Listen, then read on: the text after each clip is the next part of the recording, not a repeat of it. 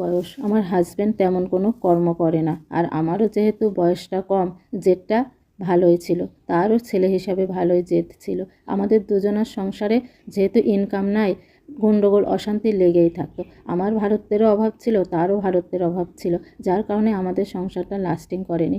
যেহেতু ইনকাম করতে হবে, সন্তান জন্ম দিয়েছি, শ্বশুর শাশুড়ির মুখের দিকে তাকিয়ে আর কতক্ষণ বসে থাকবো, এর কারণে আমি বাহিরে কাজ নিলাম। বাহিরে কাজ করতে গিয়েও আমার শান্তি ছিল না। সে আমাকে পদে পদে সন্দেহ করতো, আমার গায়ে হাত তুলতো, আমাকে মারতো। সে নিজেও ইনকাম করতো না, আমাকেও শান্তি করে ইনকাম করতে দিত না। বসের কলিগের সাথে আমাকে জড়িয়ে নোংরা কথা, আশেপাশে নোংরা কথা, কারোর সাথে কথা বলতে দেখলে নোংরা কথা, কথায় কথায় মার। সে যে কি নির্যাতন, সে যে কি অত্যাচার, আমি আর সহ্য করতে পারি না। এদিকে টাকার অভাব, এদিকে স্বামীর ভালোবাসা নাই, কী যে কষ্ট।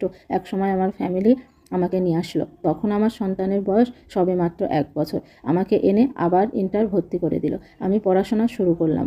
আর বাচ্চার বাবা ওদিকে নিজের মতো জীবন কাটাচ্ছে, ওড়াছড়া জীবন, কোনো ভারত্ব নাই, কোনো ইনকামের চেষ্টা নাই। আর এদিকে তার মাধ্যমে আমি একটি সরকারি অফিসে চাকরি নিলাম, বেতনও আমার ভালো, দিনকাল ভালোই যাচ্ছিল। আমার জীবনের ভুলটা আমি এখানে আরেকবার করেছিলাম। সেও আমাকে নিতে আসেনি, আর আমিও আমার আত্মসম্মানবোধ বিসর্জন দিয়ে তার সাথে যোগাযোগ করি নাই। সে যোগাযোগ না করলেও 8 বছর বিয়ে না করেছিল, হয়তো আমারই অপেক্ষাতেই ছিল।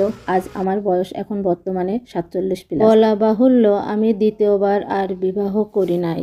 এই বয়সে এসে যখন আমি আমার সন্তানকে নিয়ে একা আছি, আমার ছেলের বয়স এখন 20, সে ঢাকায় ভার্সিটিতে পড়ে, আমি এখন একাই থাকি। নিজের বাবা মা দুনিয়া থেকে চলে যাওয়ার পরে নিঃসঙ্গতা যেন আমাকে এখন বেশি গ্রাস করেছে।